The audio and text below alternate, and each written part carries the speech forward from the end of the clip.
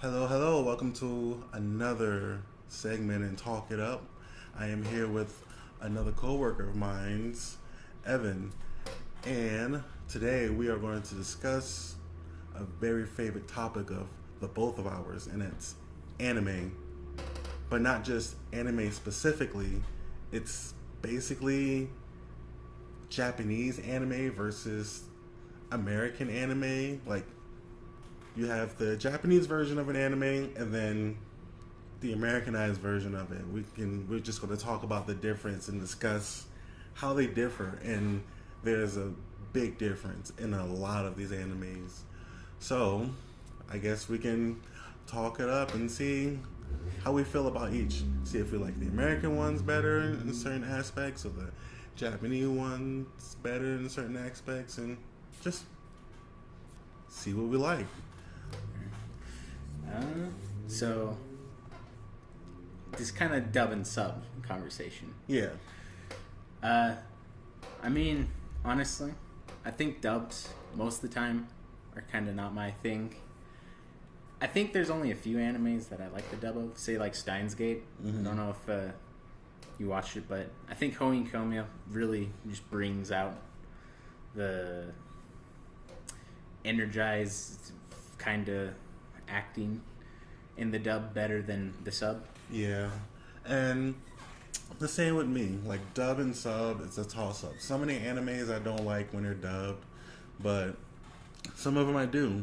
And there's a few of them that I like dub or sub. Like for example, Naruto, specifically the whole Akatsuki arc, and hearing Pain's voice in like English in dub is pretty badass. But I like the sub version also because I feel like it has more like energy to it, it's unedited basically. It's not washed down like the Americanized animes are. But hearing Pain talk in English is pretty cool. Yeah. No, that's fair. I think going on to Americanized, I guess American animation would also count. Yeah. Yeah. So say like Arcane and shit like that. I think of American animation, which I'm not really a fan of usually, unless it's stuff like Arcane, where it does have more of a deeper story and stuff. Don't know if you watched Arcane, but I've watched like bits and pieces of it. Haven't really got to sit down and watch the entirety of it. yeah, I would say Arcane. It's more story driven. That's the kind of anime I would like. Distractions. Oh shit. Drawing blanks, man. I think Arcane is one of the most American shows that I like because it has a style to it. It's not like generic anime style of like anime American style, if you know what I mean. It has its unique style that makes it feel League of Legends gamey-ish and just feels nice. Yeah, a lot of animes have that, and I feel like they're like unique to their own style. But you have some Americanized anime that stick to, I guess you would call it, tradition with the anime style, like Dragon Ball Z. That was something I watched a lot growing up, and watching the sub and dub version, the anime is basically the same. It just like kept to the root, and I feel like that's what made it so iconic. And when they came out with Dragon Ball Super, they kind of changed it a little bit, but it wasn't good, but it wasn't bad. Like everyone was so used to the original art and the iconic animation of it that it kind of like threw them off a little bit. But at the same time, it's just like it's Dragon Ball Z, and it's still pretty badass. So it was kind of a toss up between the two, but overall still enjoyable. Yeah, it's like the Star Wars Vision anime stuff they did. Mm-hmm. It's like it's good. It changes stuff. It's not necessarily bad just because it's changed stuff, but it's pretty good in the general sense. Even though they changed a lot of things, and they go more into like whatever.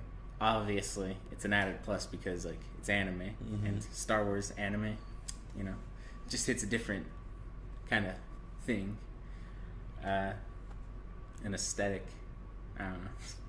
Yeah, and again, Japanese anime is like unedited, so they're throwing f-bombs left and right. But Yeah. Americanized anime also does that in certain Yeah. occasions, like if you're watching freaking like Adult Swim or something. Yeah. Yeah. And then they're showing like the late night animes, but Yeah. other than that, they don't really go all out. They filter a lot and edit a lot, and it's just like, Yeah. I guess it's okay, but at the same time, it's just like I want to see the raw content of this show that I'm watching to get the full effect of it. Yeah. Because if the story just, if you take something that the author is trying to provide, and then you just censor it, making it so you don't get the experience the author wanted you to have, Yeah. and instead you get essentially a dumbed down version of that scene where it's either not as emotional, not as portraying villain-y kind of attributes Yeah, and it's stuff kind of like like that. watered down a little bit, and it's Yeah. just like, that's not the flavor I want. Yeah. But you also have stuff like Netflix and Hulu that do air the Americanized, like sub and dub. Yeah. But even in the dub, they're throwing like f-bombs and saying like shit and stuff like that.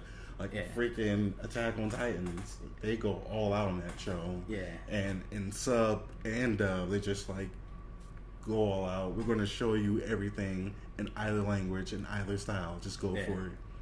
And I like stuff like that. It's not edited for, I guess you'd call them like, I don't know, sensitive viewers, and I don't know. Yeah. That's something I can appreciate about stuff like that. Yeah. I mean, media should probably never be censored because how are you going to get the integrity of it, the feel of it? Because I mean, if you just censor it, you'll end up just getting the same on everything. Yeah, It'll all feel like a children's show or something that's meant for kids, even though it's not. And exactly. Like, we need our adult time to let us shine in our adult anime. yeah. We need our plot. Exactly. But then, I guess this would be considered Americanized anime. You have those bad live action animes. Yeah. Like Death Note. yes, Death Note. Yeah. What was it? Dragon Ball Evolution? Yeah. Oh, fuck. That was a disaster. Fun. Totally fun. No. So when that first came out, and I was just like, oh, it's Dragon Ball Z, this is gonna be great. And then I saw it, and I was just like, there is no way I can unsee this right now. Like, this is it. This is gonna be in my life for the rest of my life. Like, Yeah. this is it. And the same with Death Note. I was just like, okay, here we go with another live action anime. Let's check it out and see what happens. And it was another disappointment. Yeah. It was another disappointment. Just another movie show to just lay off to the side and be like, why did you have to ruin something? Yeah, and that's not the only time that's happened to where an anime was made into live action. I believe. Yeah. I mean, Ghost in the Shell. Yeah. That one was like decent from my memory, I think. Yeah, that was. It wasn't good. like. I think the original obviously better, but that's because I saw that one first. Mhm. But there wasn't anything that, like, I think if I watched the live action first, I probably would have liked that one more. Mm-hmm. So I think honestly that one was just whichever one got to me first. Yeah. And then you also have Cowboy Bebop. Yeah, there's a live action of that. Yeah, there was the series on Netflix. Dang, I didn't see that then. I think they only made it to like one season though. They already canceled it. I don't even remember how or why, but it was just like it had potential. Like It wasn't bad. it wasn't bad. It had potential, That and makes sense. all of a sudden it was just no more. I mean, Netflix prioritizes some questionable shows sometimes. Like, I mean, Squid Game getting to season 2, you know? Which is like, oh man, you really gotta cancel some of these good shows and I would prioritize Squid Game. I would love to see an anime version of Squid Game. Like, I think that would be completely brutal. Yeah, I mean, they could do stuff that they couldn't do in live action, just Oh, straight man. up, and just make it feel more. They could make it more deep and more have impact because you could do a lot more with the characters. Yeah. I think.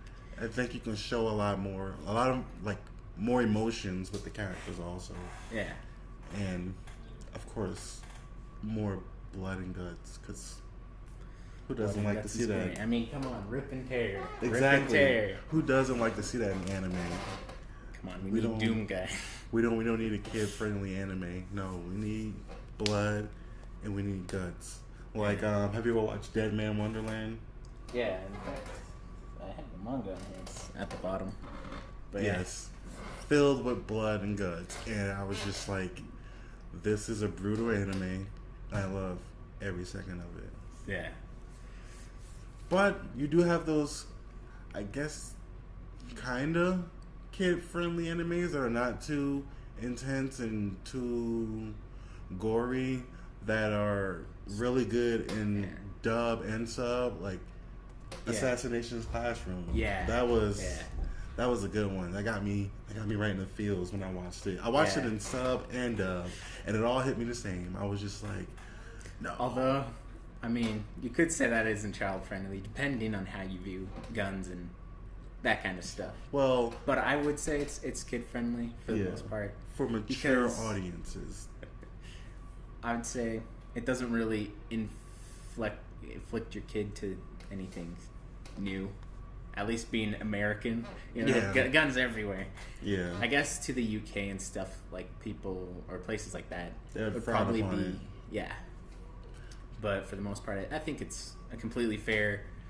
You know, people do need to know about it as well. Well, I obviously. would say instead of saying, I guess, kid friendly, softer anime to watch. Yeah. I mean, I think one of the best kid-friendly, or actually, I think it's actually wait, no, kid softer, more kid-friendly than others, is Dr. Stone. Which, I mean, I read the manga of to like almost up to date. I haven't finished it, but got pretty far. It's really good as a someone who likes science, and they portray it in a way that I know of it. And Senku isn't like portrayed as necessarily the smartest.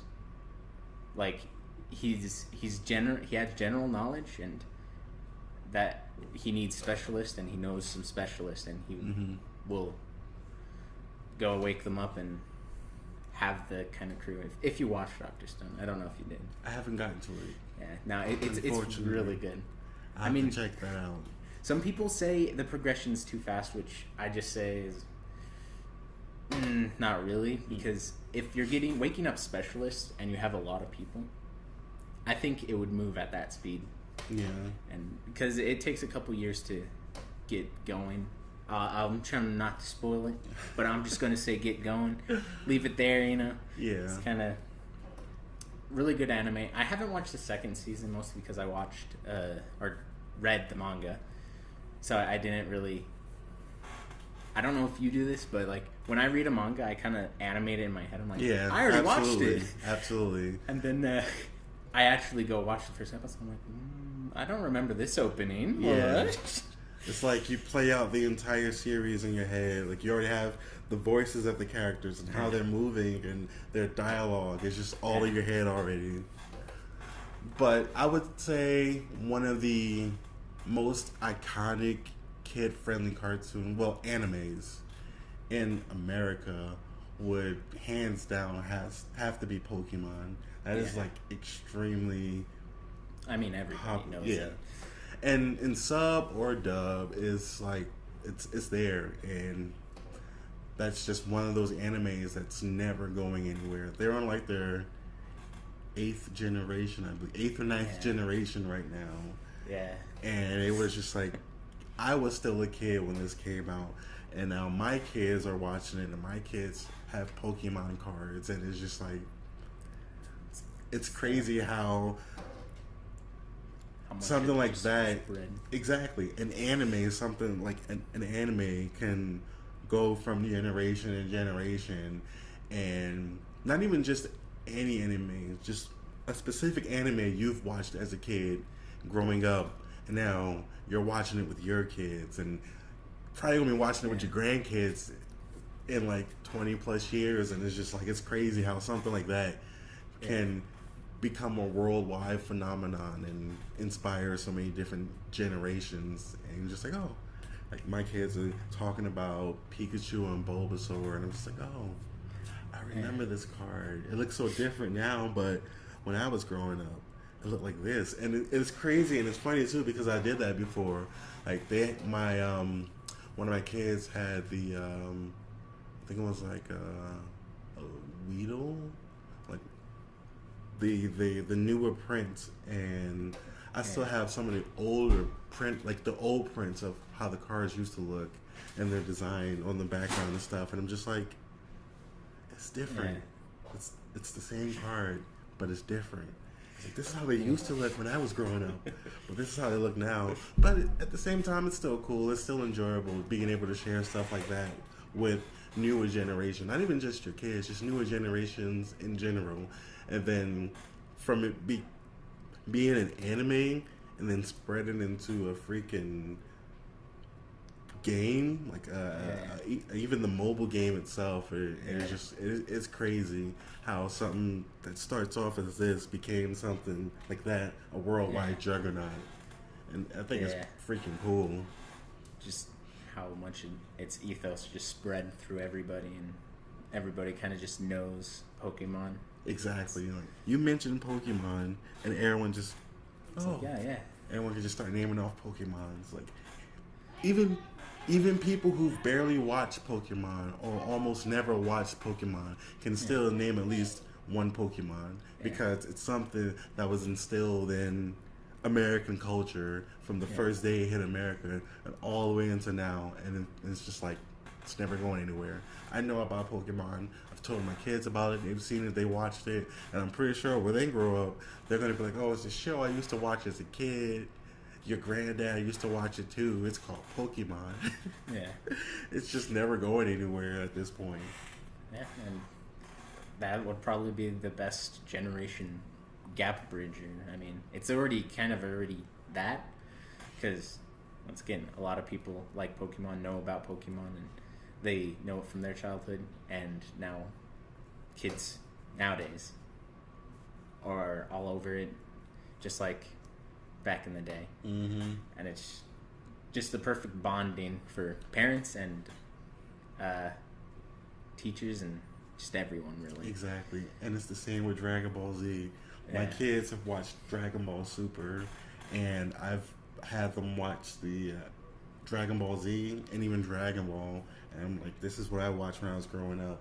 So they love it. They watched Dragon Ball Super in its entirety, and they loved it.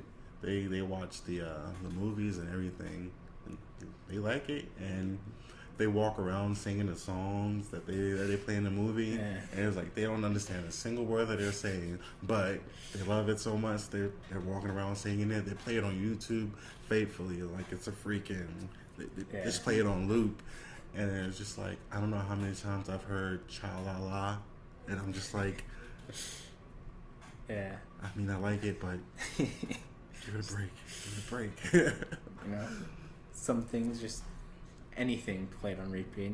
You get a little sick of it. Just like can't have too much of the same, or else it kind of becomes not bad, not like just a break, like you said. Because I mean, really, that's anything. Especially with anime genres, sometimes like say the isekai genre, which is getting really old for me, because really a lot of isekais are just get hit by a bus, go to a different world.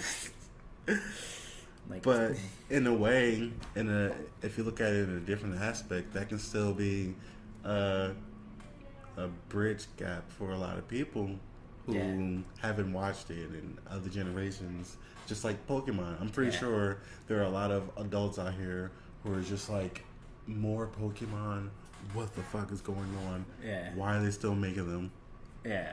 It's like how someone create something or have like a marketing scheme and they basically milk it until it's dry, and Pokemon is that. It's just like, as long as we have children in this world, we're going to milk every single thing we can with Pokemon. By the time we hit like 40 or 50, they're going to be on like Gen 23 of Pokemon or something, and you're going to be old and gray like, I remember Gen 1. And you're just like, what? How is that even possible? How old are you? So it's one of those things to where some people are just like, enough is enough, but you have those others who are just like, it's a bridge gap. It's going to bring a lot of generations together. It's going to be one of those things to where I have nothing in common to you, but I randomly see you with a Pokemon card or a shirt or something about Pokemon, and it's like, oh, is that Pokemon? Yeah. Oh, like, which one do you play? Or do you collect cards? Like, stuff like that. It's gonna spark conversation, and that's good. Yeah. And it's a perfect little, not too obscure. It'll get attention. It will be able to have a little conversation. Whereas if you wear, let's see, it's obscure. What's obscure? Do I like anything obscure? Shit. You know what? Maybe I take back that comment. Just retract that statement. Actually, you know what? I'm going to keep it. Evangelion. Nobody knows what that is, right? Just have like one of those mechs on my shirt, just without any of the phrase. That would still spark a conversation, but it wouldn't be as immediate to say, like at work. I get the feeling most people at work probably don't know what Evangelion is. Well, most anime, honestly. But, yeah, this is true. A lot of people at that job don't know anime. They are cultured. Yes, uncultured swines. Yeah. They just don't get it. No, I don't think they ever will. Yeah, I can't believe it. But I bet they know Pokemon and Dragon Ball Z. Guaranteed. They know that much, so it's just like, you know what? I'll give it a pass. Something's better than nothing. It's better than not knowing. It's not what I was expecting. I was expecting more, but especially for a lot of young people. Exactly. It's like should have been a little more integrated. Yeah. Especially with how popular this stuff is now. This is true. But back to like the difference between the two, I feel like depending on what season, some of the animes showed more emotion in their characters in sub than they did in dub. Yeah. Like you've watched My Hero Academia before, right? Yeah.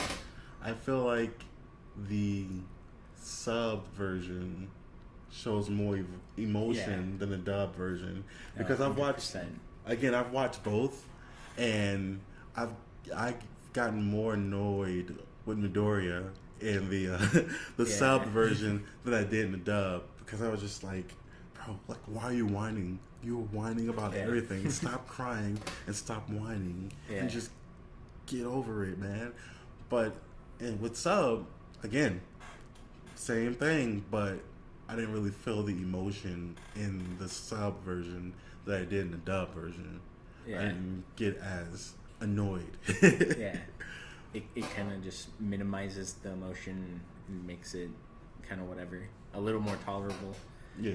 Where I think the sub, since it gets all that kind of annoyance and whininess into it, it makes it feel more genuine and kind of impartial, or not impartial, kind of more flaws to the character. Because at least in the dub, it feels more like Deku's just, I don't know, just gets lucky, I guess. Just as a Mary Sue kind of. Yeah, he's just riding the wave of being a hero. Yeah. Just got that lotto ticking. Yeah, exactly. Isn't that happy, but it's happy. You know, just like that mild. But whatever. in the dub version, you're just like, dude, shut up. Like, stop talking. Stop it. You want to be a hero, but you're not acting like a hero. You're being so annoying. Yeah. But at the same time, as the seasons progress, you see the character development. But the sub still brings that emotion into it, and the dub also. But I feel like the dub brought out more emotion in all the characters. Yeah. And I thought that was pretty cool. And I mean, especially with Bakugo. Yeah. I think Bakugo definitely brings out a lot of emotion in the dub. Yes, he brings out the most emotion. Like, you can just feel the rage in this man every single time he talks. Yeah. Every single time he hits the screen, you see the rage. But the moment he opens his mouth, you're just like, I feel your anger. Sometimes it's unnecessary. Like, you need a hug, but I feel every bit of anger that's coming out of you right now.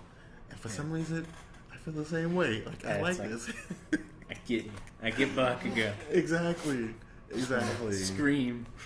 And I feel like, what was one anime that was kind of like that? Oh, the entire Dragon Ball franchise, I feel like, is better sub when it comes to their emotions and, like, expressing themselves overall. Like, Goku in sub, it's Goku. Like, I get it.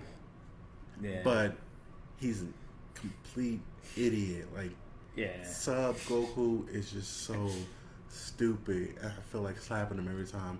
But dub Goku, same thing. But again, I don't really feel the same way about it. Like, it's almost like they're two different Gokus. Yeah. And I feel like the sub version just shows more emotion when it comes to his character, and just really show how stupid he is and how careless he is when it comes to him and everybody. But the dub version, I feel like it shows it, but at the same time, it just lean more towards him being strong and wanting to fight everybody, not really how much of an airhead he is. Like, it portrays it, but I don't feel like it portrays it enough. I feel like he's smarter in the dub version. Yeah, no, that's... And I don't like it, because we all know Goku isn't really that smart. He's a great fighter, one of the strongest, but he's not wrapped too tight up here. And the sub shows it does good showing that, portraying how stupid he can be. For sure, that's the stupidness. Yeah, and the power-ups show more emotion. Like, when they power up, it's just there. Yeah. But I'm pretty sure I'm going to get some heat for this, but Goku's power-up, so annoying. Hearing him power up in sub is so annoying. So annoying. At that point, I'm okay with dub Goku, because it sounds badass, and it's like, oh shit's about to get real. But sub is just like, my ears cannot take this anymore. I'm gonna turn it down a little bit until the transformation's complete or the power up is done because it's getting annoying. It's pretty bad. Yeah. So it kind of, I guess it kind of works itself out. There's a happy medium there. I'm okay with that. But I'm pretty sure I'm gonna get some heat for it. But Yeah. I'm okay with it. I mean, shit. I prefer the sub screen, but you know, I'll let it sit. You know, I'll let it slide. I know. It's my ears. My ears can't take it. It's like someone's scratching a chalkboard. Yeah. That was, I mean, hey, you know, the dub's kind of like that in the same way, all right? Just to my ears. Fair enough. To each his own, I guess. To each his own. But I like the idea that they have the same but different. But I also don't like the fact that the American anime kind of edits a lot. Yeah. The Cut edits stuff kill me. and kind of shoot. I forget his name. He's more like a ball than he is like whatever. Oh, Mr. Popo? Yeah. Yeah. That one change. They did it with Pokemon too, with Jinx. Yeah. I feel like that one, it feels a little off. It was very off because of like culture reasons and race reasons. They were just like Just completely got derailed by that. right. Oh, the change with Mr. Popo and Jinx, how they just completely changed their color. Yeah. I mean, since I'm used to that like changed color, it feels fine. But I imagine it just takes from the creative inclinations and stuff. And like, I don't know, if I saw the original version, I probably would have liked that more. Yeah. Once again, it's kind of like how most sub and dub are. If you watch the sub first, you're most likely going to watch or like the sub more. Mm-hmm. Same with the dub. Well, that was more of a race thing with that. They were Yeah. saying they were portraying like blackface, and that was offensive to a lot of black Yeah. culture. Which, I mean, is fair. But, once again, I feel like that interrupts the kind of author's point. Like, if the author is being racist, I think that's probably fine. Not as a, like, I agree with them or whatever. As a, well, I see their point of view, and I see that. Why they would change it. And Yeah. so, I like stories being unedited because I get to see that person and how they write and how they do things, how they comprehend things, and if they censor it and they just change it completely to something just different. Granted, that isn't too big of a change. That's literally just a color change, so it's not too much, which is why I'm fine with that kind of change. But it's still a thing that can be attributed to that sorta through metaphor. But I think that's going a little too deep into a slight color change. Yeah. A slight color change, honestly, isn't that big of a difference because it doesn't take away from the character itself. Like, Yeah. Jinx is still Jinx. Yeah. And Mr. Popo is still Mr. Popo. Yeah. Now, if it was something to like that character represented that color or that color represented that character and it completely changed it, then it's like, why is this character even here anymore? Yeah. It's like if they took Boondocks, just made them all white. It's just like Exactly. That's just What's what the- though? what is this? Like, why? None of this makes sense anymore. Just Yeah. completely change everyone's color. Just flip everyone's color around. It's just like, oh, same everything, just different color. That wouldn't make sense to anyone. And you're just like, okay, No, I can't wrap my mind around this. I don't know what's going on. Yeah, and I don't want to watch it anymore. And that would be it. it's satire and its critique on racial whatever would just be completely muted by that color change. Exactly. Like, the entire culture of the show would change, and what they were trying to portray in the show would completely change. Yeah. And everyone was just like at it different at that point. Yeah, just So that slight change with Jinx, it kind of threw me off at first when I saw her. I'm just like, why is she purple? Well, why is it purple? Like, yeah, why is it purple? yeah, And I'm just like, oh, because Jinx can be a male or a female, even though it looks completely like a woman. Like from top to bottom, looks like a woman, Yeah. but it has both genders. Yeah, Yeah. that's I mean, since it is what it is. It don't matter to me. yeah. But yeah, I was just like, why is Jinx purple?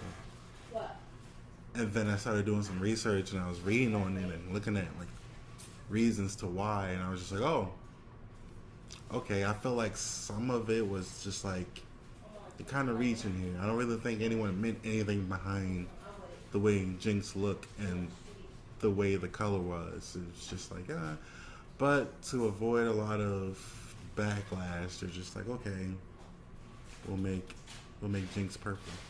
Yeah. I think it was a fine change. It makes sense. I mean, really, I don't think. I mean, if I'm being honest, darker skin, kind of whatever. I don't know if it's because I'm sick of anime using just white skin and shit, but the darker, kind of dark elf, kind of aesthetic. Yeah. It's kind of nice. And I bring out I feel like in like a lot of animes, it really brings out the I don't know, like the badass in certain characters, like a darker version of that character. It's Yeah. it's pretty cool. Like for example, I don't know if you've ever watched Sonic X. The only one I watched of Sonic, I think, is the one with the guitar. I don't remember what it's called. I watched it a while ago. Oh yeah. But So there was this one anime, Sonic X, and it was this one episode to where he got a hold of these Chaos Emeralds that were like duplicates of the original, I believe. So they were corrupted Chaos Emeralds, and he absorbed the power and became like a Dark Sonic. And like how he usually looks, he just got like a darker blue, almost like a midnight blue color. Yeah. And he was just complete like savage, destroying everything. And I was just like, that's pretty cool. That's pretty badass. And the darker tone to him, the darker color to him, just made him look more sadistic and sinister. And I liked it. And he was just not having it with anyone. He just wrecked everything that was in front of him, and I was just like, bro, that is insane. That is insane. Yeah. No, that's. I can agree. I mean, like Dark Link and all that. Mm-hmm. It's just, it just hits different. Yeah, it does. The evil version of the protagonist. Yeah. But also, another thing, that just goes off. I think there's too many good guy protagonists nowadays. Like, there's not enough variety of, like, say, bad guys or whatever. Or, shoot, what are they called? Like, they're not necessarily bad or good. They just do good sometimes, do bad sometimes. Like vigilantes? Kind of. Anti-heroes. Like anti-heroes. There you go. Yeah.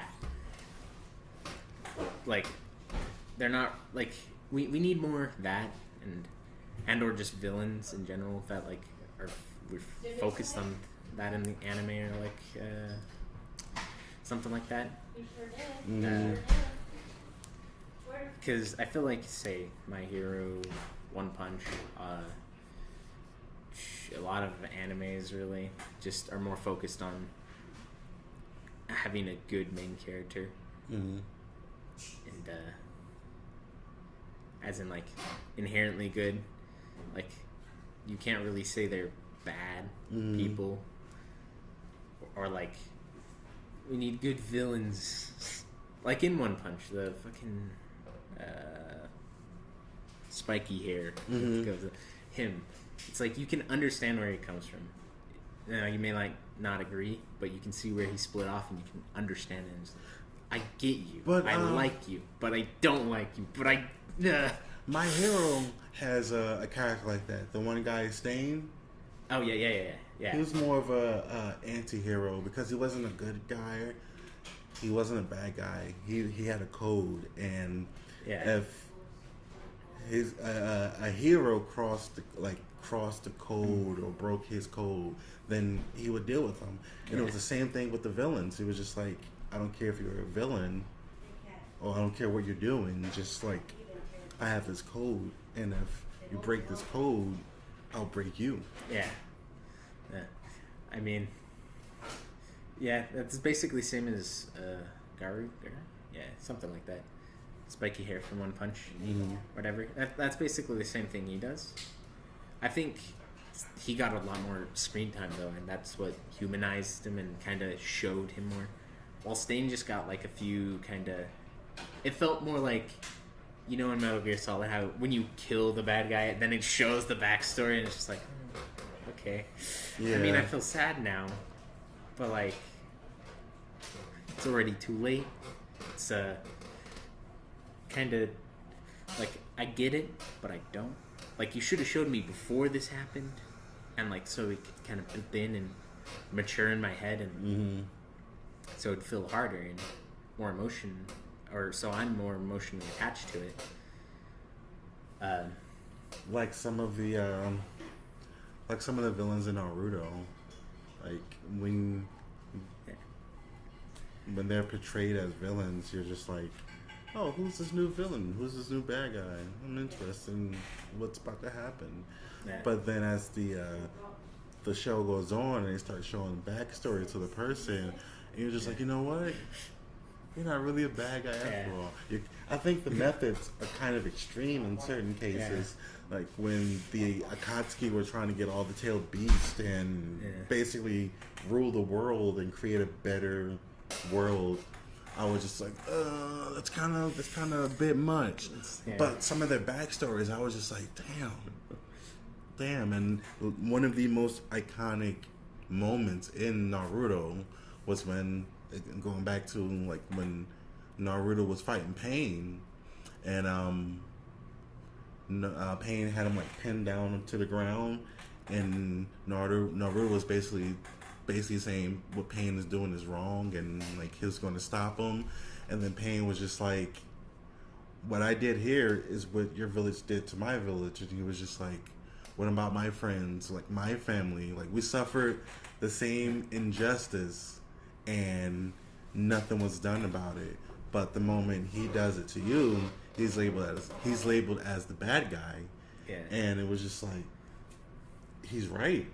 Yeah. How is it fair to him that the Hidden Leaf basically wiped out his entire life, his friends, his family, his livelihood, but he comes back and does the same thing, and he's labeled a bad guy?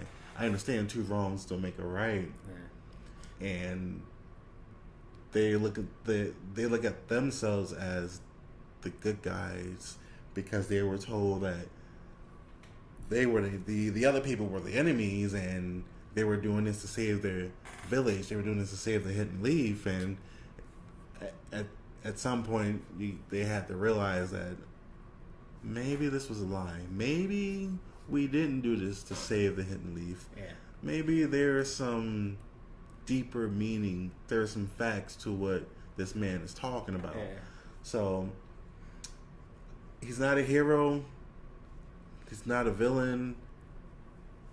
I wouldn't even think an anti-hero would be kind of a thing too, or in certain cases, again, an extremist, because it's just like, your methods sound logical, they sound good, but you're going about it in a crazy way. Yeah. Just going a little above and beyond on the kinda. And this isn't off topic when it comes to anime, but similar on topic to what we're talking about now as far as an extremist. Look at Thanos. Yeah. Dude had perfect logical sense to do what he wanted to do, but at the same time, he was an extremist about it. Yeah. And it was just like mass genocide with a snap of a finger to create a better population for the entire universe. Yeah. I mean, and it all stemmed from him seeing his home planet crumble, and he was just like, I don't want the universe to suffer the same fate that my planet suffered. Yeah, it's completely fair. but just if you have to get rid of half the people, and it's like, really, what is the point? Because, you know, half of those people can't really enjoy their life anymore, and another half of the people can't, you know, enjoy their life with them. Exactly. So it's like, you know, Mr. Stark, I don't feel so good. But he looked at it as a necessary evil to create the greater good. Yeah. Which is the mindset of an extremist. That's you don't want that. You don't want that. I mean, it's like you could totally justify it, which is the scary thing. It's like could totally make sense. Would serve world hunger. Shouldn't it do it still? Because it's like you could just figure out a better way to grow crops and solve these things. Like solve how many people you can fit in an area for overpopulation and stuff. Instead of just going how about we just kill half the people? Yeah. But I think the overpopulation thing was the breaking point to where it was just like we have more people than we do resources and we can't keep up. Yeah. So instead of trying to create more resources, let's just get rid of half the population. And then, boom, there you go. They're going. Yeah. I mean, it's like the Infinity Gauntlet. You could surely create more resources and kind of get more of a thing out of it, because it has all the power and shit.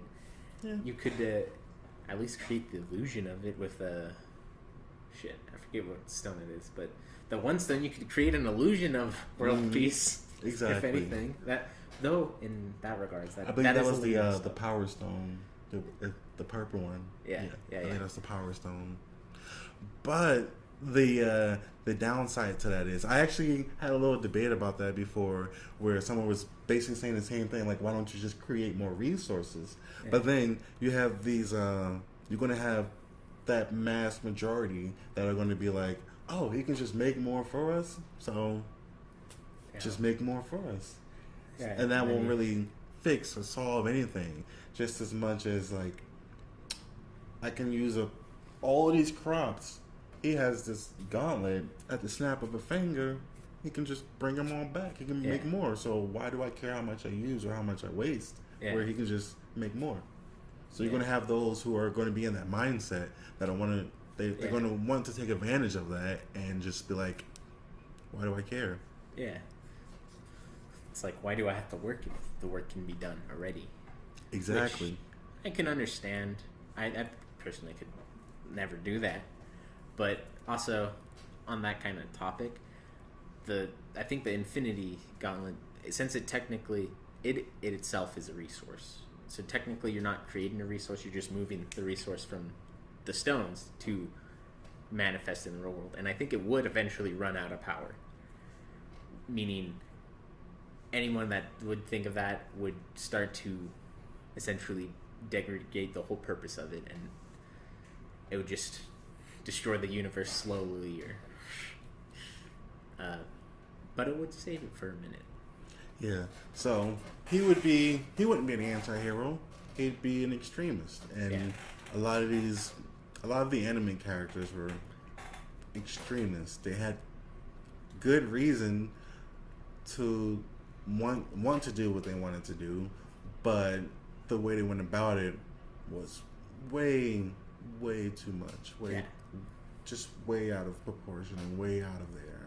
And it was just like, maybe you need to calm down a little bit. Yeah. You need to think a little more. Maybe think about a solution to the problem that isn't necessarily the first one you came to, or something like that. This is also why it's good to talk to others that oppose you or disagree with you, because that way you don't just fall into that thing and be like, oh, well, I'm not talking to anybody, or I'm talking to like-minded people, and they're saying, yes, I agree with you, therefore my plan is good. And then it just leads down into essentially an elaborate, usually stupid plan, because once again, if you talk to people that agree with you and or just yourself, you're going to have so many flaws in your plans to fix a thing and or just things in general. But I mean, that's what most shows are about anyway. They're about the two opposing sides getting together and essentially talking it out, and about the friends we made along the way. Somewhat. Not all of them. Some of them are just like, you know what? You need to die. That's it. Yeah. You're going to die. But Yeah. would a death be better in sub or dub? Yeah, then that is It the depends. question. What was the other one? Demon Slayer. Yeah. Pretty badass. I think it's better in sub. Yeah, I gotta agree Better in with sub. that. 100%. The emotion behind those fight scenes, great. Yeah. Like, Just, it feels more impactful while fighting. Mhm. The voice actor is a good yeller, I think. A Mhm. good emotional yeller. yeah. Good at crying. Yeah. I can agree with that. Like the sub version is better. It's better than the dub version. I can completely agree with that. Yeah. And the just the overall series itself better in sub. Yeah. The same with Attack on Titans. Yeah. I feel like there were certain parts of the dub that I liked, Yeah. but overall the sub is better. Yeah. I do like them both overall because they didn't edit it down for the dub version. They kept all the raw material there and just Yeah. made it dub. But the one thing I did like about the dub version is the Beast Titan and how he sounded when he talked. He sounded so fucking like creepy, and his voice is just so deep, but it's like a deep, echoey voice, and it's something. If you would hear in person up close in the middle of the night, you would shit yourself. Like you would freeze in place, and I like the way his voice sounded as the Beast Titan when it was dubbed as to the sub version, which is okay. I like it, but have to say the dub version of his voice is better. Yeah. It's my personal opinion. Just me. Yeah. That's pretty fair. I think overall, I think the dub might. Actually, I don't know. There's only a few characters I like in the dub. Their voices and their voice actors or whatever. Like Aaron, I think I definitely like the dub more than the sub. But the rest, I mostly just like the sub better. Yeah. Because it really just hits different. Yeah. And I feel like a lot of the dub animes, I mean, obviously, they use certain actors that acted in previous animes, that voiced previous characters in animes. So some of them you hear, and it's like, you're like, that sounds familiar. And it's happened to me quite a bit, like watching the dub versions, and you see the other characters' face in that anime that you're watching, and you're just like, watching this, like this guy sounds like Vegeta, and then all of a sudden you just see Vegeta in your head when you're watching this, and you're just like,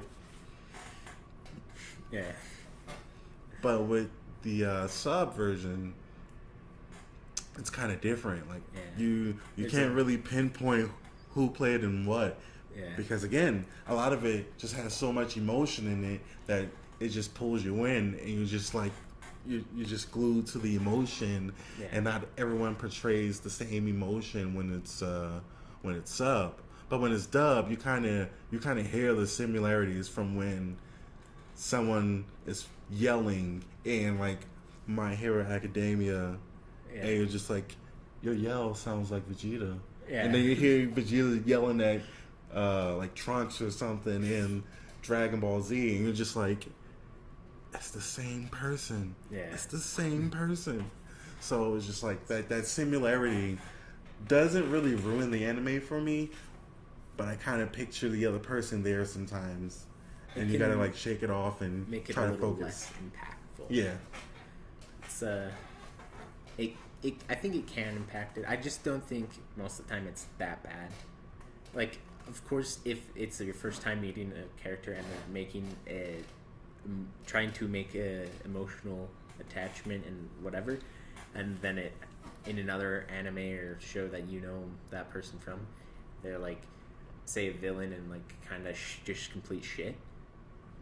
For the most part, then that I could see how that completely just ruins it. I can't think of any scenario off the top of my head that would be like that, but I could see that being a thing. yeah. Because, I mean, it just feels like something that would happen. Like the voice actors playing the same character doesn't ruin the anime at all, but it's just like in your head, sometimes you're just trying to pinpoint that voice. You're just like, dude, who's this? I know it. It sounds so familiar. And you're sitting there thinking, like, why do you sound so familiar? And then, boom, it hits you. It's like, oh, that's the voice of such and such from this anime. Yeah. But when sub comes on, like you're watching sub anime, you don't really. I don't think I've ever done that in a. I've done it like once, but I think that's because like I have to actually. Yeah. No, it's just that there's so much consumption. Yeah. It becomes like, I think that's the same person. Mm-hmm. Not to mention the Japanese voice acting scene is a lot more populated with more voice actors. Yeah. So, of course, it's going to be a little tougher to get it. Of course, there's also the more popular anime voice actors in Japan still, just like in America, where, of course, you got the burly dude and how they almost always have the same damn voice actor. I forget his name. Right. And they always have to have some type of like deep, strong voice, and for some reason there's stars sparkling around them when they talk. Yeah. Oh man, it's interesting, and I think little stuff like that, it makes your mind go, and it's just like, sound familiar. Yeah. I rarely do that with the sub. I've done it before, like, and you sound like Goku. You sound like Goku. Why do you sound like Goku? I think that's the one that plays Goku. Yeah. But I still like it. I feel like maybe that can be a little brain challenge that people do with themselves. It's just like, why do you sound so familiar? Yeah. And then you're watching it, and you're like, all right, I need this character to come back on scene so I can hear the voice again, so I can pinpoint how I know you, like where I know you from. But at the same time, you're getting the story of the anime, and you're getting indulged in this anime, and you're enjoying it. So I feel like that's one of the things I like about the sub and dub also. Yeah. I feel like dub recycles their people more than sub. Yeah, definitely. And I've watched animes with other people, and I'm just like, oh, if I know who the voice is, I was like, oh, you know who that is, right? And they're just like, no. Oh, that's the guy that voices such and such, or that's the girl that voices such and such on this show or this anime. And it's like, no, it's not. It's like, I bet you it is. I bet you it is. Yeah. And you can make a little side game out of it, because it's interesting to hear someone else doing a different role, because you were so used to their one role in an anime, and then they're in this anime playing a different role, and you're like, oh, I know that voice. Yeah. So little things like that are pretty cool. And again, even with the sub animes, the same thing. You're just like, you know who that is, right? That's such and such from this anime. Yeah. So that's fun. I like little moments like that.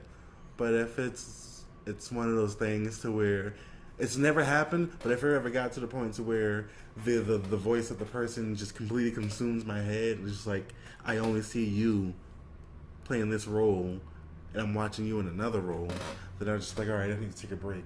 Yeah. I need to relax my brain. I'm going into an overload right now. Yeah. But they would have to be a really iconic character for me. Just something so established in my life where I just think about them. Because honestly, I haven't had too much of that kind of problem. I don't think I've ever had where I've just like completely tunnel visioned onto that character. And I'm like, can't quite pinpoint it. Or I'm like, I know that so well. You're from my childhood, whatever. And I've never had that. I don't know if it's because I have bad memory or something, but like, hopefully it's, at least it's not taken away from the experience. Yeah, it doesn't take away from the experience overall. It does make for an interesting side game if you're watching it with other people, and if you're a huge fan of anime, you can pinpoint these voices from these actors. Yeah. It's a pretty interesting side game to play with other people. And I think it's pretty cool. Yeah, definitely. I would say focus on the anime though. Set the side game for when you watch it again. Yeah. That way, you know for sure. And you get the story of the anime in your head instead of just like, oh, I don't remember what happened. Gotta watch it again. Definitely. No, don't do that. Don't do that. Yeah. Enjoy the show. No, I think that's the perfect way to enjoy a show, is enjoy the show. Yeah. Pay attention to it, watch it. Don't get sidetracked. Yeah, which brings me up on something. This is kind of a call out to Jarek. So, sometimes he just whips out his phone while watching a show. It's like, no. Come on, man. Just watch the show. No. And another thing, I don't know if he knows I know this, but sometimes he Googles the plot while we're watching the show. It's like, come on, man. Why? That's something you do not do when you're watching the anime. And especially if it's your first time watching it or if it's someone else's first time watching it. You don't ruin the plot. You never do it. Whether it's in sub or dub, you don't ruin the plot, man. You just let it all soak in. And why would you ruin the plot for yourself if you've never seen it before? No. I'm gonna have to talk with him about that. Yeah. I never knew. I didn't know that. I mean, to be fair, it's only happened once. Okay, that you know of. That I know of. That is true. That is true. That is unacceptable, even for it being one time. Yeah. Unacceptable. No, it kind of sucks because it was like, I think it was Steins Gate. Just like, you kind of just ruined the motion for yourself.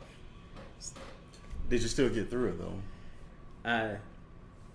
I watched it before. I was showing it to him. Oh. So thankfully, it didn't ruin my experience because I already had it. But it ruined his experience, which is the. I mean, it kind of ruined an experience for you too, because you was just don't get the same experience. Like, ooh, I wanted to know that you liked the show without like fully experiencing it. But now he knows. Looking up the spoilers.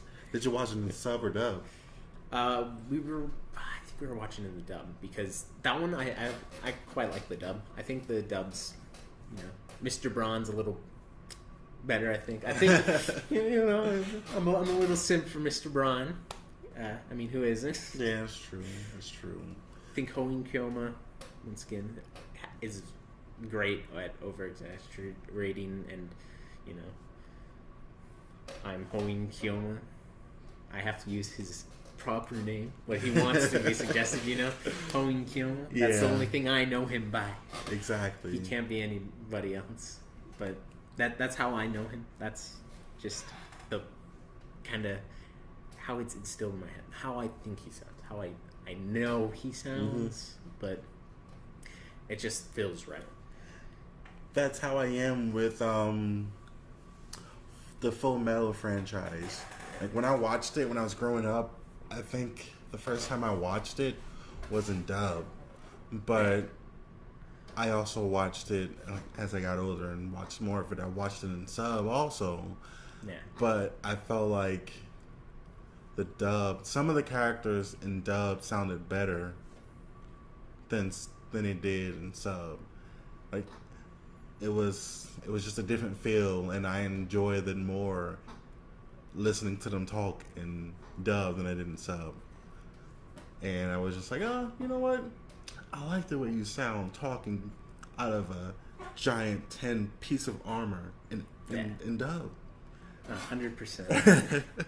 That faint echo it gives when he talks, it sounds so cool, and his voice is just like so soft. Yeah, no, I like the dub of Full Metal as well. But then again, I also watched it first on dub, all the way through.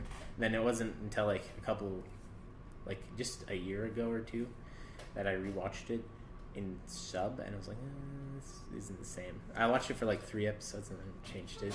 You know, just like, we're going to the nostalgia zone here. We're not doing the cultured thing of just watch it all the way through and stuff. We're doing a nostalgia trip here. Yeah, but don't get me wrong. The sub of Brotherhood, Full Metal Brotherhood. Yeah. Good. Like, I prefer the sub over the dub, but some of the characters I prefer dubbed. Yeah. Because they just sound iconic and sound better. Yeah. But the anime as a whole, the entirety, I watched it sub. Yeah. It was good. I enjoyed it. Yeah, So much pain in their emotion, and they give like that.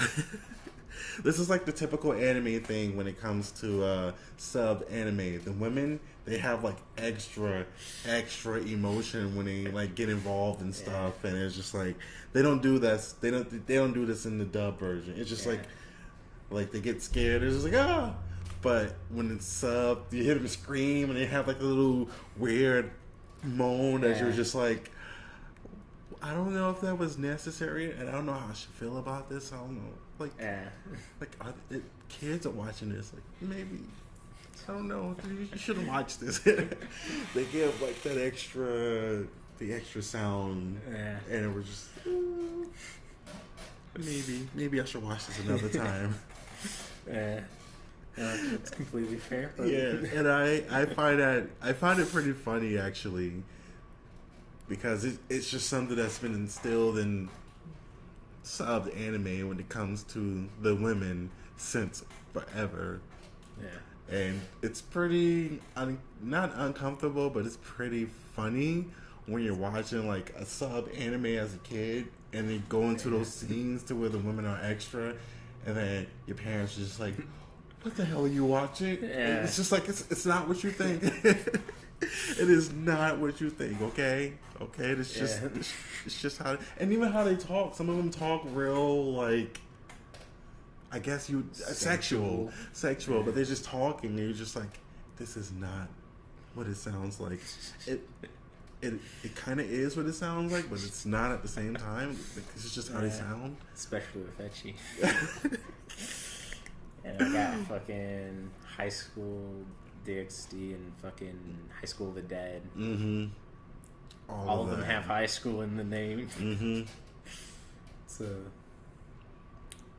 this one anime I watched growing up, it was like that with the women. It was called the Tenchi Muyo. I don't think I've watched that. It was that one. It was this other anime called Girl Bravo, and that one it's pretty intense. No, not meant for children. Yeah. For those of you who've watched it, you know what I'm talking about. Guy gets into another dimension in the other universe or dimension that he's in, filled with women. There are absolutely no men. Yeah. I think I've seen it. Yeah, and he gets there through I think his bathtub or something like that. Yeah. And his housemates are all women, and every single one of them want him, and he's just like, no. And the one girl that he actually likes seems to catch him in the most craziest and most awkward situations. Yeah. The show is hilarious, and the dub kind of like tones down the way they sound and the way they portray their emotion. But the sub, oh no, it's just like this sounds like all ridiculous. Yeah, this sounds like a complete porn throughout and throughout. The way they talk, the way they interact and sound, just like, oh yeah, there it goes. Yeah, there it goes. I think ecchi, you have to watch in some, because otherwise you just don't get the full act of it. Well, specifically comedy ecchi, obviously. Because I mean, I guess you would probably get a better experience if you're watching a sub hentai, but you know, if you're getting the full package, exactly. This is thing, you know. That extra sound comes into play. Yeah. That this is true. This is true. And in some animes, they sound like the freaking show is a hentai, and yeah, people get the wrong idea sometimes. And it's like, no, I'm just watching Dragon Ball Z. Yeah, it's okay. I'm just watching Yu-Gi-Oh. They're just dueling. That was another anime that is hands down better in dub. There is no way that I can accept the first few seasons of Yu-Gi-Oh in anything except dub. Just Yu-Gi-Oh wouldn't be the same in sub. No, it isn't. All of their voices are so iconic. Yeah, obviously, Yami Yugi. His voice was just like, dude, how old are you? Like,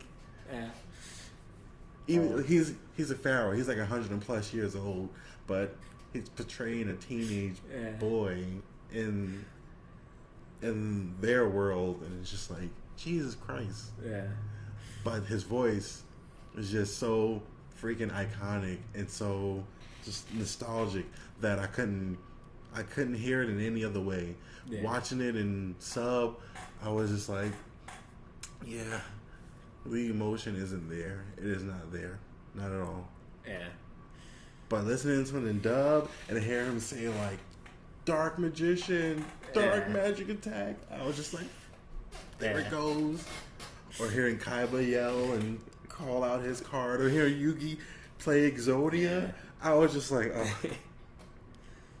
That's it. That's the moment right there. I've waited my whole life to hear this.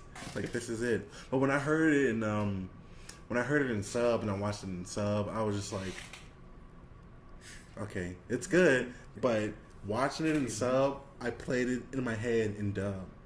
It's just like, it's better. Yeah, it's hands down better in dub. Picking favorites. It is. It's better. At this point, it's just me specifically saying that Yu-Gi-Oh is better in dub than it is in sub. I am definitely picking favorites right now. So you look at your child, you can straight up just be like, that one's stupid, or that one's just better. Straight Exactly. Like, this might be the original. Yeah. But I'm just gonna say this is my favorite. Like, I'm sorry, but my favorite right there. It is what it is. It is what it is.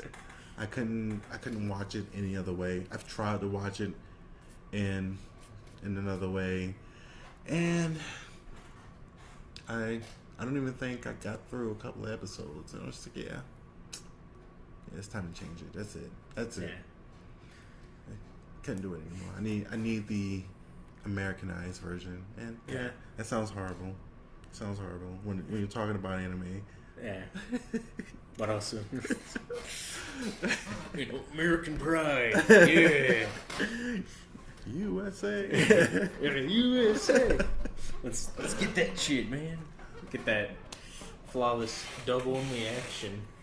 Yeah, and, but censoredness. There are American animes that I don't know if they were a transition to sub. Like, I think Avatar, The Last Airbender, that would be considered an American anime. Yeah. Is there a sub version of that? I think there is. But I mean, technically, there is, I think, but I think in the sense of like what sub stands for, subtitles, it would still be in English, just the subtitles under it. You know what I mean? But I think changing it, it being dubbed in Japanese or something like that, I think that has to exist. But I don't see why they would subtitle it in English. So I don't think that exists. Yeah. Like maybe a fan translation of a dub, which kind of just doesn't make sense. Do like a proper English translation of it. But yeah, I mean, like it being dubbed in another language, like Japanese, or I'm pretty sure there is. I think there has to be because it's a global show, so obviously it's been in other languages. But it's like we're so familiar with it being in an Americanized version of it that listening to it in another language would kind of Feel weird. Yeah. Feel super Especially weird. since their subs would probably, like, if they were to watch the subs, like, would they like it more, Yeah. Or would they like their dubs? Could you imagine hearing it in French? Like, listening to That would... Aang talking French or Zuko? I don't think I could even... No. Especially Iroh. Like, he... Nah, no, he just has that certain hit, Mm-hmm. Boom. Iroh. He's my guy. Yeah.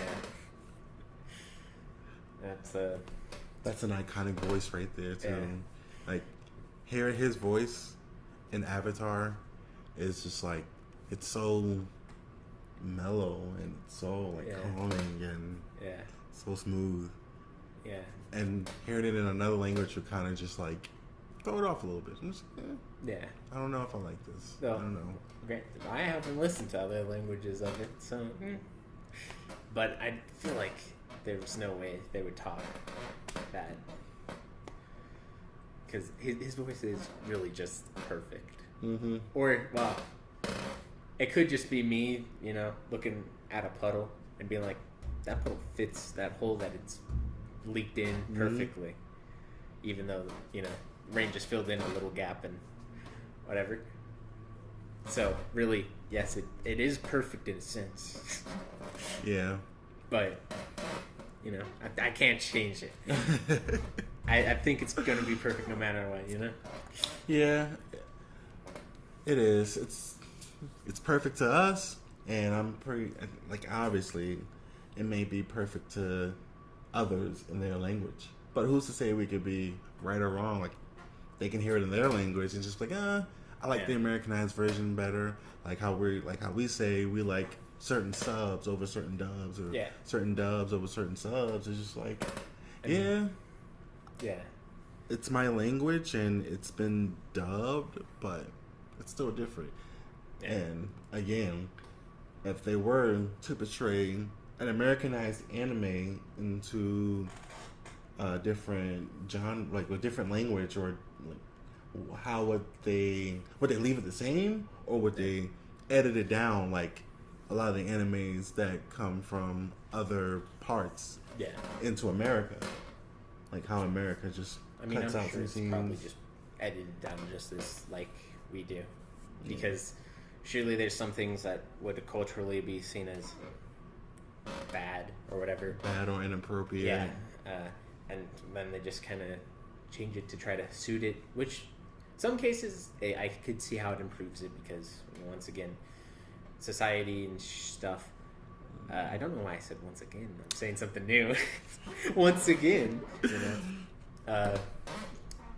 society and norms, just the culture between different places is just completely different.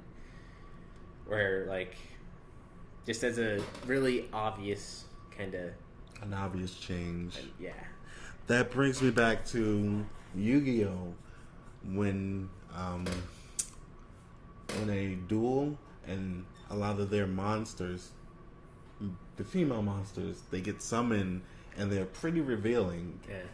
And if you watch like a side by side, you get like a side by side picture, or they even have videos of them on YouTube, and it shows like the sub versus the dub version of it, and they show the difference. Like, oh, she's wearing tights now, or her cleavage is completely covered up, and it's just like it's a difference. And like you said, it depends on that culture and what they deem to be appropriate or inappropriate, and because at the end of the day, regardless of what anime you're watching, regardless of how soft or how intense it is, like, it's going to be kids watching it. So a lot of people are a little more sensitive towards the children watching it, so they're just like, all right, we're gonna edit these out. And a lot of the animes have like playing cards and action figures and toys, and you're looking at this toy, and it's just bare everything, and you're just like, oh fuck, do I want to get this for my child? But you're like, this would make a great collectible for me. Yeah. But your child watches this anime, and it's like, oh, that's my favorite character, can I have that? And you're like, maybe not this one. We're going to wait until they change a little bit. We're going to wait. So yeah, that can play a big part in whether or not people like or dislike certain animes because of how intense they edit a lot of the stuff, or whether they edit it or not. So yeah, it's pretty.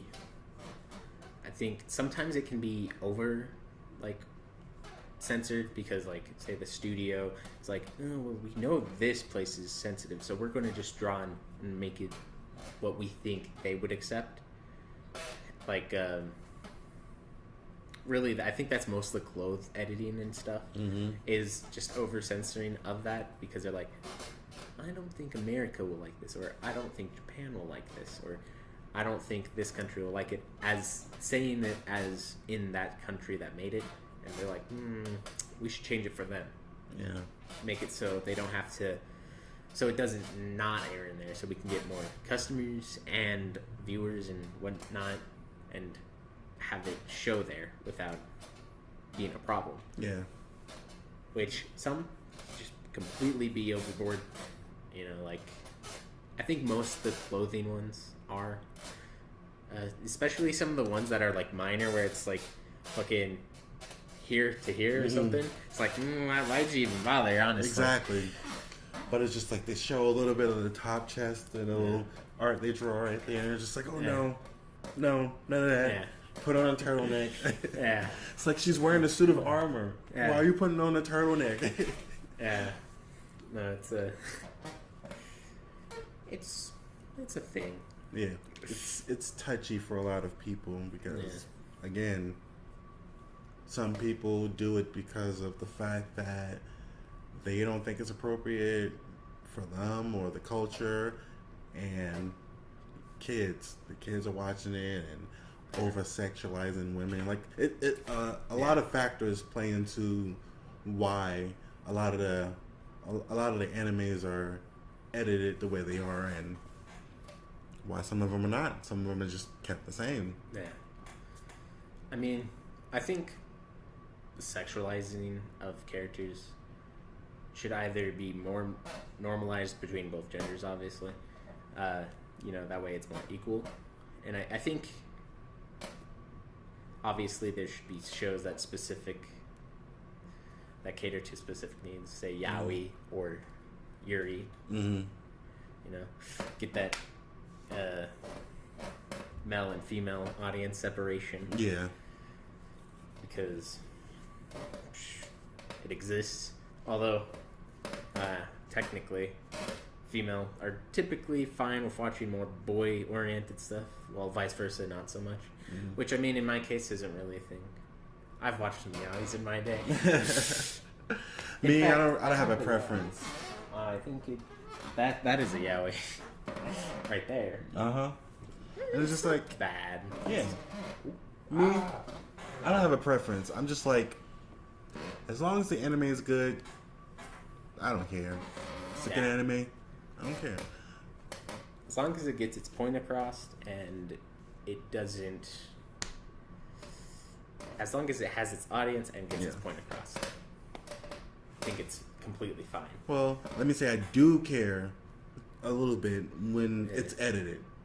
Like if I'm Yeah. watching it in sub and I was just like, oh, let's see how it is in dub. I'm watching the dub and I was just like, oh, Completely it's different. a certain part that's not there anymore. What Yeah. happened to it?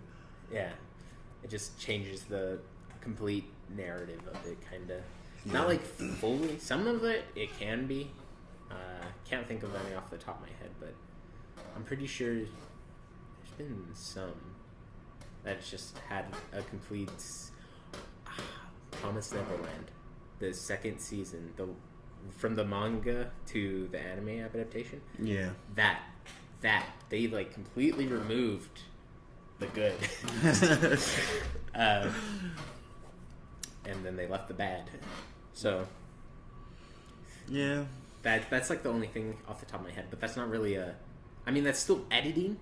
It's just not from anime to anime. It's manga to anime instead of essentially different language to different language. Yeah. And Which from manga to anime, that's Yeah. literally typical. That's always happened. yeah, In shows and movies and cartoons portraying books in general, Yeah. there's always been like a major edit from transitioning from the book to the screen. And yeah, I think that's something that was meant that was meant to happen. It was Yeah. just going to happen. It's inevitable. yeah. I think some are better than others. Some are obviously like they get rid of some of the filler in the manga and whatever. Some add too much filler and then just like Yes. Some of these animes have too many fillers. yeah. Too many. Which I mean, I'm not gonna. I know a lot of people like One Piece, but like I watched 500 episodes of that shit and I am Oh, unsatisfied. man. So many fillers, Yeah. especially in One Piece. Yeah. So many fillers. I think One Piece is definitely what made me hate fillers the most. Like, I thought Fairy Tail was bad. Like, I watched Fairy Tail. I was like, it was. Now I look at it and honestly, that's not that bad. I can tolerate Fairy Tail. Like, I got through the fillers in Fairy Tail. I was Yeah. able to tolerate it. But when I was watching One Piece, Yeah. I was just like, I can Google all the filler episodes and completely skip them. Yeah. No, We I have the technology to do that now. Skip the unnecessary fillers. No, I think that is the only way to get through One Piece, assuming you're not like Jarek, where you want the friends made along the way and stuff, and you want that full attachment. Which I mean, Well, that's what I mean about like the unnecessary fillers are the fillers that play no significance in the entire series. Like there's absolutely no reason this is here. Like we're going to throw a random filler to where they were at the we're going to make up some shit. island, and they made a fucking friend with the island or something. I think the island was sentient, if I remember. Never shows up ever Exactly. again. Like It's like this is the oh, come one and on. only time you're going to see this, and it's never going to be shown again. It's never going to be brought No. up again. This person you will never see again. yeah, That is an unnecessary filler. Yeah. That was a filler to where that person pops up randomly in 100 episodes later, and you're like, "Oh shit, I remember that guy, or I remember Yeah. that girl, I remember that character from like 100 Yeah. episodes ago." That's a necessary filler. I'm okay Yeah. with that. yeah, But the unnecessary ones, no, yeah. no. Though I will say, technically, since I only finished half of One Piece, 500 episodes. Technically, I don't know how much of it's filler, because what if they all show up at the end, You're right. At some big Who knows? filler war or something. Yeah. It's a great filler war. Though I'll never know, because Yeah. it's too hard to watch. And it's like,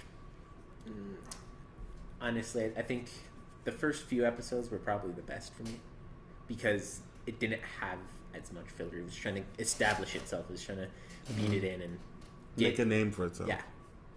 And then it just started, Yeah. just like, 60 episodes in, it's just like, here's a fucking big pile of shit, just full of filler. Yeah.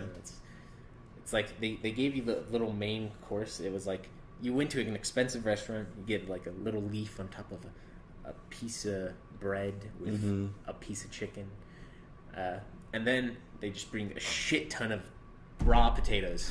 They're just like, here you go, eat this. Eat every piece of it.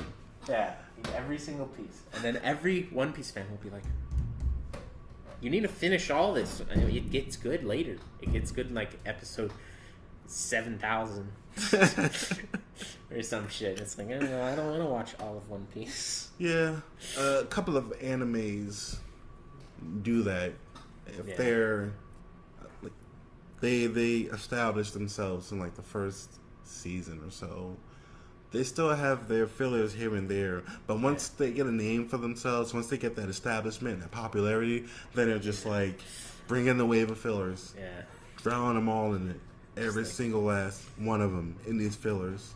You see, they take the Thanos problem from before. They're like, fuck, we got a lot of mouths to feed. Let's fucking shove it down their throats until they choke.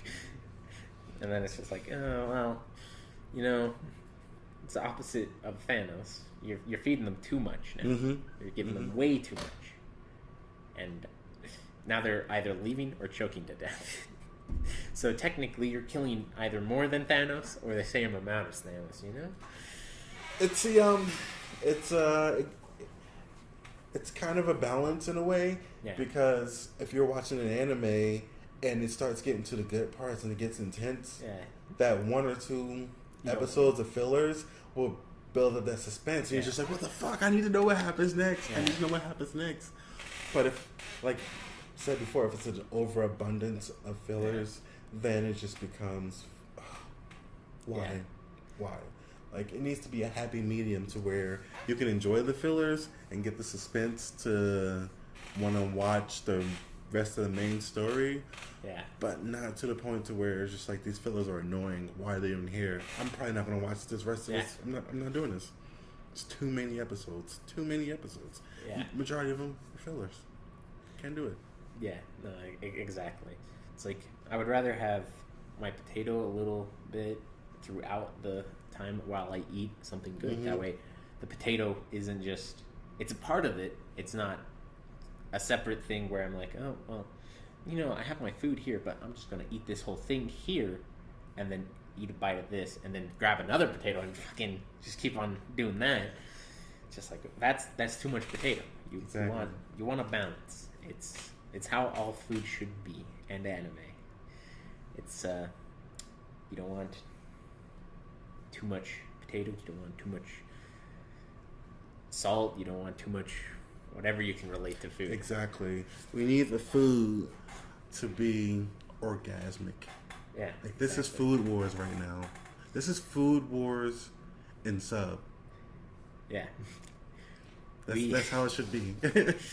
We need to express ourselves through that. Exactly. We need to be able to express our body, our emotions, all through this food, this anime. This thing. And if no one has ever watched Food Wars, when or if you watch it, you have to watch it in sub. Yeah. The sheer emotion in sub when they bite into that food is completely hilarious, and it is worth every single second of watching it. Every single second. That's how I feel in the inside when I take a bite of anything. Exactly. You're just like, you want to fly up in the air and just rip all these clothes off, and it shows like stars shining around you and a beam of light just shining on you. Yeah. No. Just tears flowing down your eyes like rivers. And you can hear every bit of emotion from the time they bite it until the emotional encounter ends. Yeah. Sometimes it's a roller coaster. Exactly. It's bad and then it goes up and then down. It's all over the place. Just like food. Because some of that food has bad first taste and then gets good later. Some vice versa. You know? Same with anime. Exactly. Same with everything in life. Exactly. It might have a good initial bite to it, but the aftertaste is just like, ugh, Yeah. disgusting. And the other ones, you're just like, you know what? This isn't too bad. This is pretty decent. It's an acquired taste. Yeah. Which, since we're relating it to food now, I think One Piece is the most similar to. Okay, so you know that like one image of like a watermelon where it's mostly rind and then like a little piece of goodness. That's what One Piece reminds me of. If we're relating it to food, it's just a little bit of goodness, but you have to cut through so much shit, and then So you get many a little bit. layers. Just like, did it have to have this much rind? You know, could you just expand a little bit, have more goodness? Exactly. And that's basically how anime is, with the preference of sub or dub, and how much they edit it. Some people actually prefer, believe it or not, the edited version of a lot of these animes. Yeah, I mean, I could see it. I haven't met anybody in real life that is obviously whatever, but also I have. I'm pretty neat. Like I keep to myself usually, as you should probably know. So I haven't really talked to much people. I've lived in Pennsylvania. I've lived in New Jersey, so I've met a lot of people who enjoy anime, and some of them do prefer edited anime over raw anime. Yeah, I'm not one of them. I mean, I like them both in general, but the raw anime, it's my favorite. It's going to be number one. But if they can do anime to which like the raw anime, but some of them are in dub that I like to watch in dub more than sub, then it's just like good. Again, like Attack on Titans, that's raw anime right there. In sub and dub, that's just raw all the way through. Yeah. All the way through.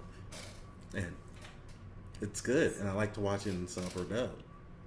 Yeah, no, it's great. It's like Vinland.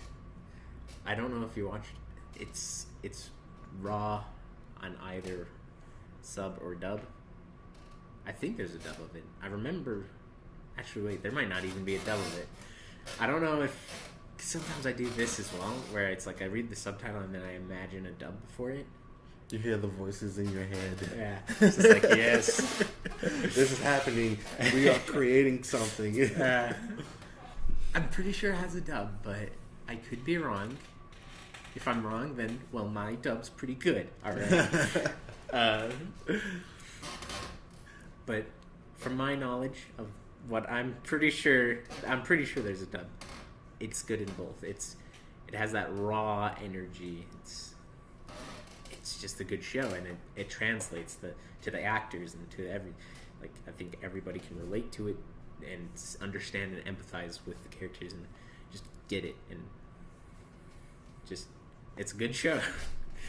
And that's where I think, say, the voice actors either hear the script and whatever, and then makes them portray it well because they understand it, and whatnot. Unlike some shows where it's either the voice actor's shit or the show's kind of not there, or even sometimes the director. Probably most of the time, honestly, the director, but where it's something's not conveyed fully, or where they just don't understand either a cultural difference and therefore they don't see it as well. Yeah. And that's mostly what ruins the experience for a lot of subs and dubs. That's where I see the difference. And that's why I think most of the time it's subs that are better, because there is that difference in American audiences and voice actors see a different thing and they go for it at a different angle. Yeah. That tries to relate to American audiences. But I want to relate to what it was originally supposed to relate to, so I can understand that culture and just soak myself in that and immerse in that spectrum of society. Yeah. Well, we both know that this is a debate that we're never going to. That's like never ever going to end. It's always going to be a sub versus dub debate because everyone has their preference. Everyone has their likes and dislikes about it. Again, some people like the raw material that anime has. Some of it likes it when it's a little edited down. Yeah. So I feel like in the war between sub versus dub, there is no winner because the war will never end. There's only losers here. It would never end.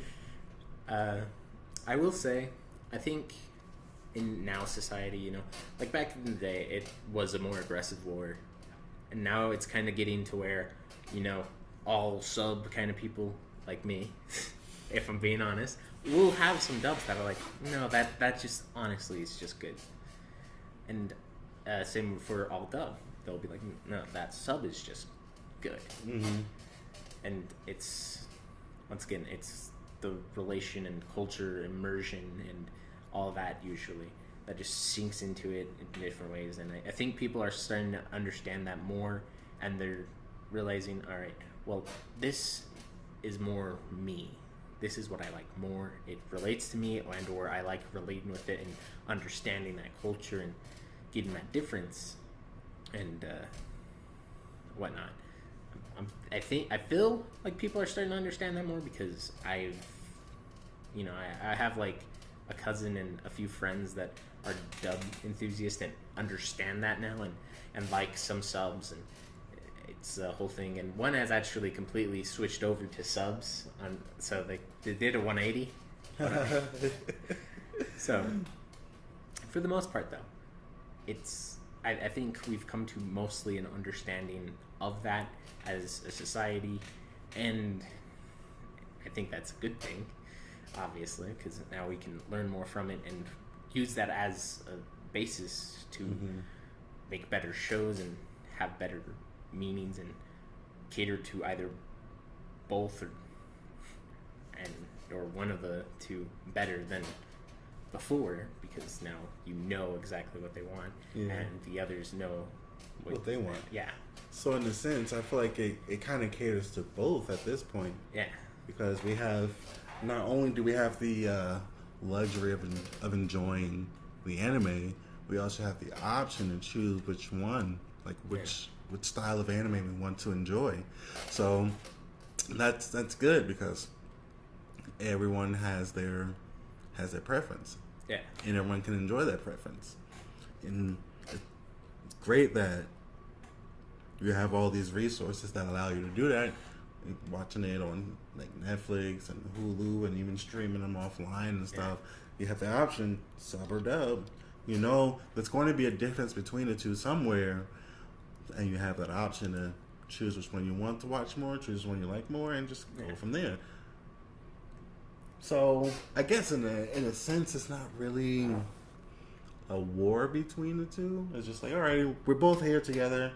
Just have them choose. Yeah, I think it's a friendly debate. It started as a war, and then it became a negotiation and kind of a what's it called?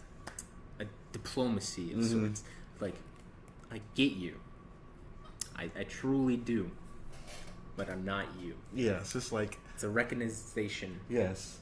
Of oneself and someone else. But one still does think it's better than the other. It's just like, you know what? Yeah. I feel like I'm better than you, but I'm going to acknowledge you. You're there. You're doing your thing. I give you that, but I think you do. So it's not a war. It's more of a friendly competition at this point between the two. Friendly diplomacy. Yeah.